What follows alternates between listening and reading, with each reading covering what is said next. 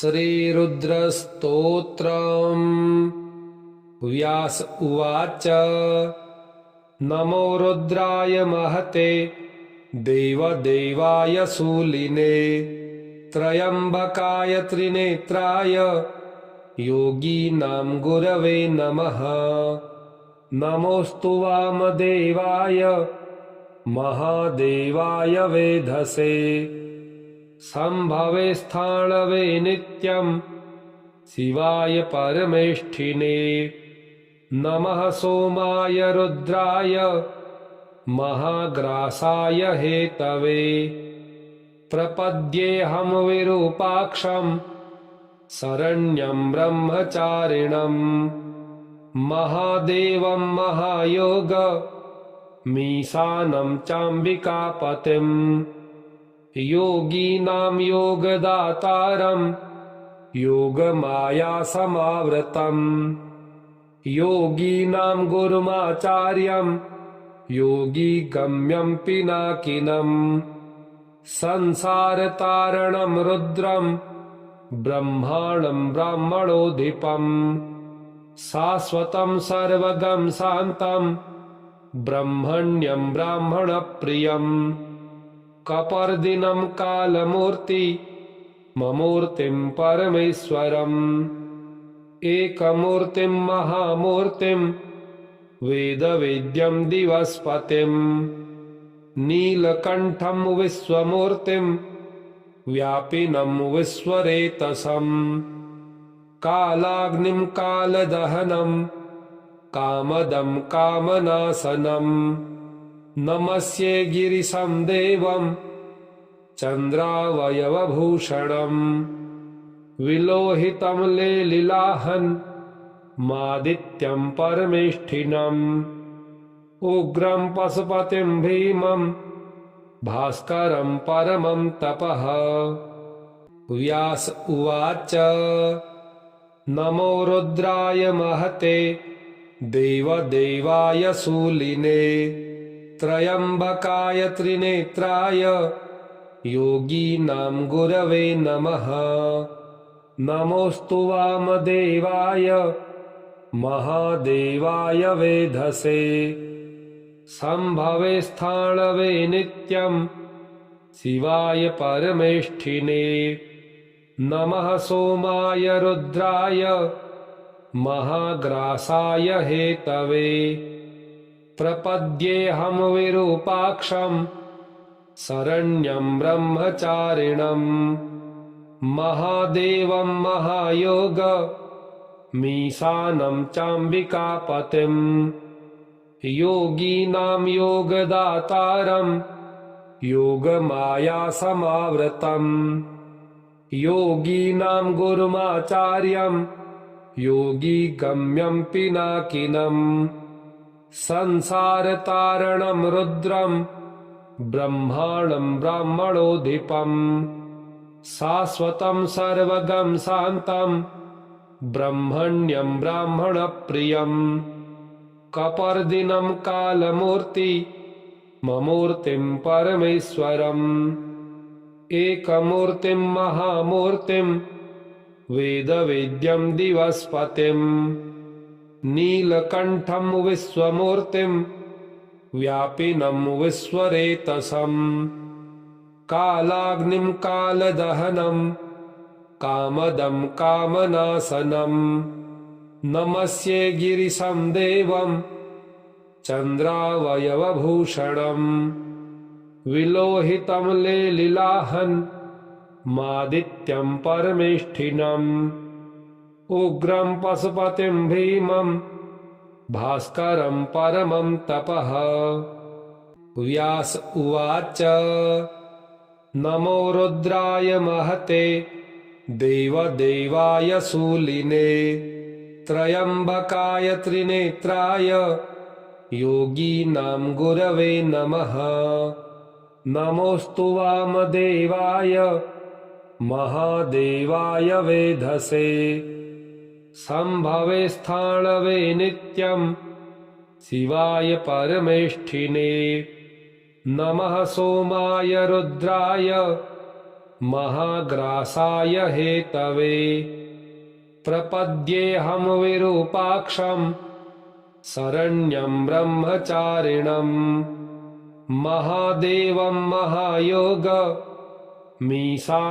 चाम्बिकापतिं योगीनां योगदातारं योगमायासमावृतं योगीनां गुरुमाचार्यं योगिगम्यं पिनाकिनं संसारतारणं रुद्रं ब्रह्माणं ब्राह्मणोऽधिपम् शाश्वतं सर्वगं शान्तं ब्रह्मण्यं ब्राह्मणप्रियं कपर्दिनं कालमूर्ति ममूर्तिं परमेश्वरम् एकमूर्तिं महामूर्तिं वेदवेद्यं दिवस्पतिं नीलकण्ठं विश्वमूर्तिं व्यापिनं विश्वरेतसम् कालाग्निं कालदहनं कामदं कामनाशनं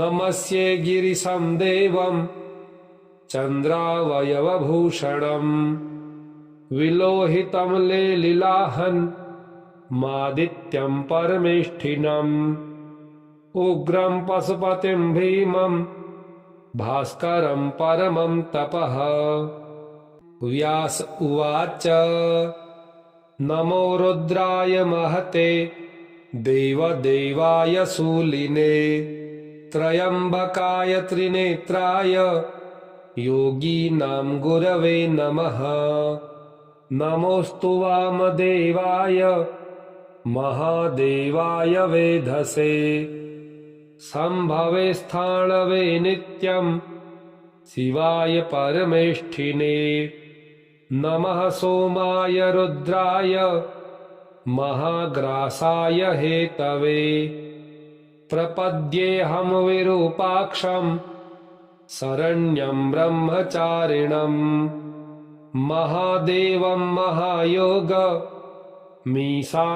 चाम्बिकापतिं योगीनां योगदातारं योगमायासमावृतं योगीनां गुरुमाचार्यं योगिगम्यं पिनाकिनं संसारतारणं रुद्रं ब्रह्माणं ब्राह्मणोऽधिपम् शाश्वतं सर्वगं शान्तं ब्रह्मण्यं ब्राह्मणप्रियं कपर्दिनं कालमूर्ति ममूर्तिं परमेश्वरम् एकमूर्तिं महामूर्तिं वेदवेद्यं दिवस्पतिं नीलकण्ठं विश्वमूर्तिं व्यापिनं विश्वरेतसम् कालाग्निं कालदहनं कामदं कामनाशनं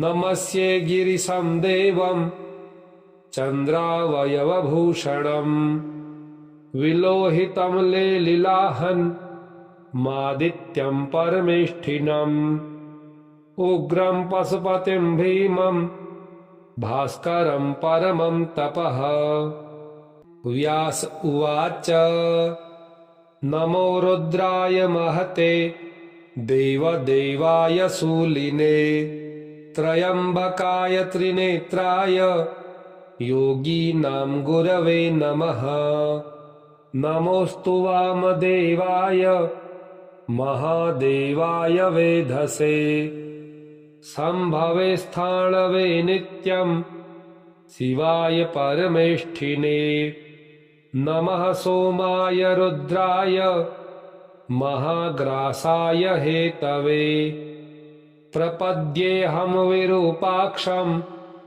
शरण्यं ब्रह्मचारिणम् महादेवं महायोगमीशानं चाम्बिकापतिं योगीनां योगदातारं योगमायासमावृतम् योगीनां गुरुमाचार्यं योगिगम्यं पिनाकिनं संसारतारणं रुद्रं ब्रह्माणं ब्राह्मणोऽधिपम् शाश्वतं सर्वगं शान्तं ब्रह्मण्यं ब्राह्मणप्रियं कपर्दिनं कालमूर्ति ममूर्तिं परमेश्वरम् एकमूर्तिं महामूर्तिं वेदवेद्यं दिवस्पतिं नीलकण्ठं विश्वमूर्तिं व्यापिनं विश्वरेतसं कालाग्निं कालदहनं कामदं कामनाशनं नमस्ये गिरिशं देवं चन्द्रावयवभूषणं विलोहितं लेलिलाहन् मादित्यं परमेष्ठिनम् उग्रं पशुपतिं भीमं भास्करं परमं तपः। व्यास उवाच नमो रुद्राय महते देवदेवाय शूलिने त्र्यम्बकाय त्रिनेत्राय योगीनां गुरवे नमः। नमोऽस्तु वामदेवाय महादेवाय वेधसे संभवे स्थाणवे नित्यं शिवाय परमेष्ठिने नमः सोमाय रुद्राय महाग्रासाय हेतवे प्रपद्येऽहं विरूपाक्षं शरण्यं ब्रह्मचारिणं महादेवं महायोग मीशानं चाम्बिकापतिं योगीनां योगदातारं योगमायासमावृतं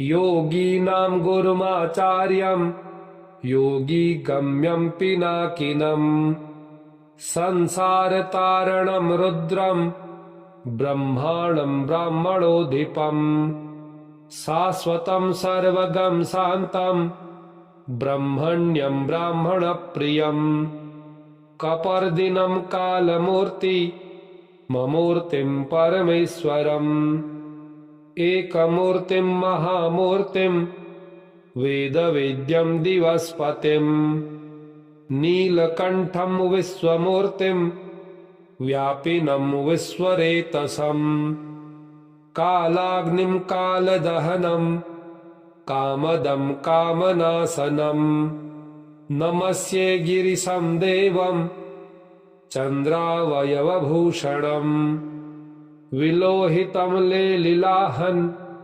मादित्यं परमेष्ठिनम् उग्रं पशुपतिं भीमं भास्करं परमं तपः। व्यास उवाच नमो रुद्राय महते देवदेवाय शूलिने त्र्यम्बकाय त्रिनेत्राय योगीनां गुरवे नमः।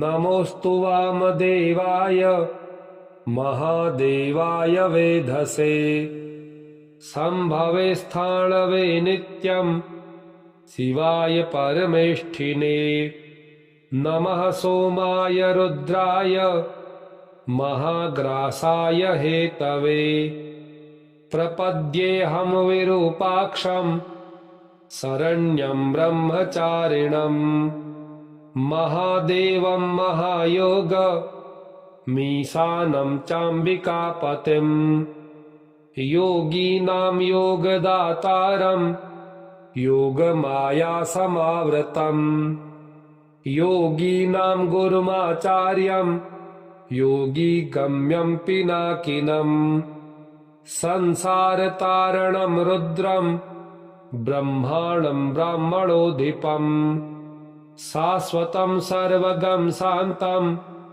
ब्रह्मण्यं ब्राह्मणप्रियं कपर्दिनं कालमूर्ति ममूर्तिं परमेश्वरम् एकमूर्तिं महामूर्तिं वेदवेद्यं दिवस्पतिं नीलकण्ठं विश्वमूर्तिं व्यापिनं विश्वरेतसं कालाग्निं कालदहनं कामदं कामनाशनं नमस्ये गिरिशं देवं चन्द्रावयवभूषणम् विलोहितं लेलिलाहन् मादित्यं परमेष्ठिनम् उग्रं पशुपतिं भीमं भास्करं परमं तपः।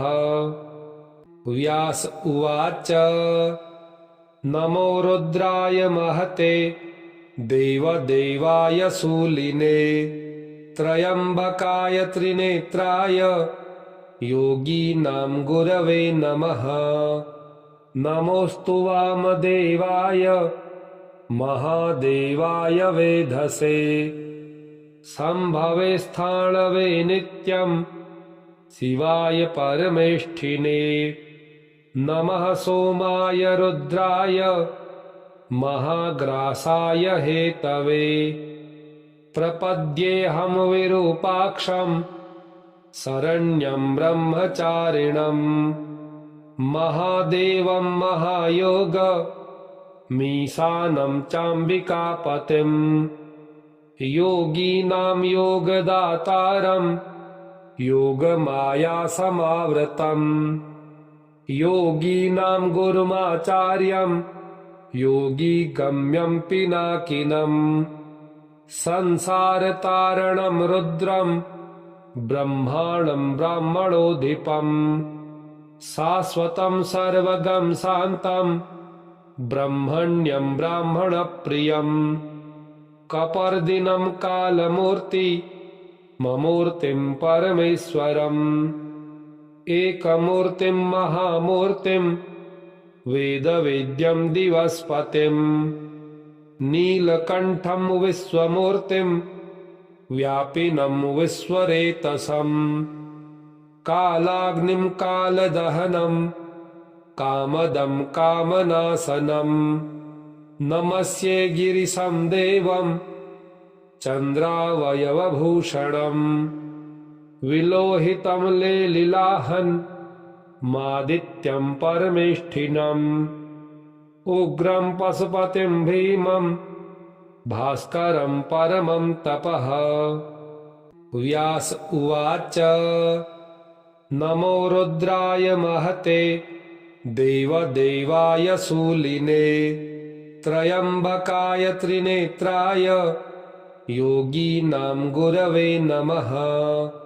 नमोऽस्तु वामदेवाय महादेवाय वेधसे संभवे स्थाणवे नित्यं शिवाय परमेष्ठिने। नमः सोमाय रुद्राय महाग्रासाय हेतवे प्रपद्येऽहं विरूपाक्षं शरण्यं ब्रह्मचारिणम् महादेवं महायोग मीशानं चाम्बिकापतिम् योगीनां योगदातारं योगमायासमावृतम् योगीनां गुरुमाचार्यं योगिगम्यं पिनाकिनम् संसारतारणं रुद्रं ब्रह्माणं ब्राह्मणोऽधिपम् शाश्वतं सर्वगं शान्तं ब्रह्मण्यं ब्राह्मणप्रियम् कपर्दिनं कालमूर्ति ममूर्तिं परमेश्वरम् एकमूर्तिं महामूर्तिं वेदवेद्यं दिवस्पतिं नीलकण्ठं विश्वमूर्तिं व्यापिनं विश्वरेतसं कालाग्निं कालदहनं कामदं कामनाशनं नमस्ये गिरिशं देवं चन्द्रावयवभूषणम् विलोहितं लेलिलाहन् मादित्यं परमेष्ठिनम् उग्रं पशुपतिं भीमं भास्करं परमं तपः। व्यास उवाच नमो रुद्राय महते देवदेवाय शूलिने त्र्यम्बकाय त्रिनेत्राय योगीनां गुरवे नमः।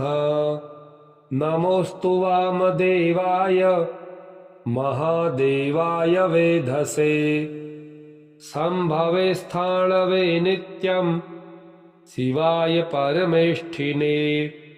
नमः सोमाय रुद्राय महाग्रासाय हेतवे।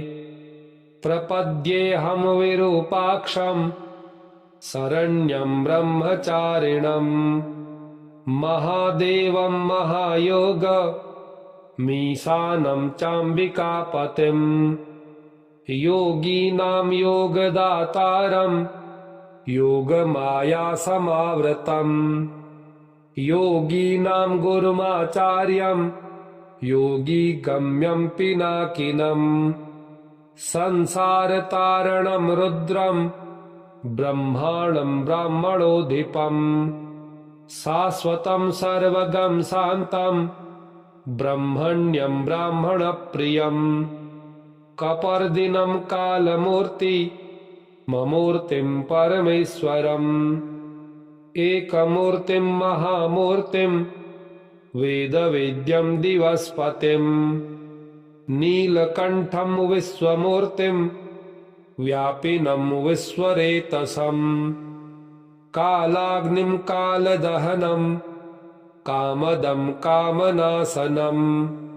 नमस्ये गिरिशं देवं चन्द्रावयवभूषणं। विलोहितं लेलिलाहन् मादित्यं परमेष्ठिनम्। उग्रं पशुपतिं भीमं भास्करं परमं तपः। व्यास उवाच नमो रुद्राय महते देवदेवाय शूलिने। त्र्यम्बकाय त्रिनेत्राय योगीनां गुरवे नमः। नमोऽस्तु वामदेवाय महादेवाय वेधसे। संभवे स्थाणवे नित्यं शिवाय परमेष्ठिने। नमः सोमाय रुद्राय महाग्रासाय हेतवे। प्रपद्येऽहं विरूपाक्षं शरण्यं ब्रह्मचारिणं। महादेवं महायोग मीशानं चाम्बिकापतिं। योगीनां योगदातारं योगमाया समावृतं। योगीनां गुरुमाचार्यं योगी गम्यं पिनाकिनं। संसारतारणं रुद्रं ब्रह्माणं ब्राह्मणोऽधिपम्। शाश्वतं सर्वगं शान्तं ब्रह्मण्यं ब्राह्मणप्रियम्। कपर्दिनं कालमूर्ति ममूर्तिं परमेश्वरम्। एकमूर्तिं महामूर्तिं वेदवेद्यं दिवस्पतिं। नीलकण्ठं विश्वमूर्तिं व्यापिनं विश्वरेतसं। कालाग्निं कालदहनं कामदं कामनाशनं। नमस्ये गिरिशं देवं चन्द्रावयवभूषणं। विलोहितं लेलिलाहन् मादित्यं परमेष्ठिनम्। उग्रं पशुपतिं भीमं भास्करं परमं तपः। इति श्री रुद्रद्वादशनाम स्तोत्रम् श्री रुद्रार्पणमस्तु। ओम श्री रुद्राय नमः।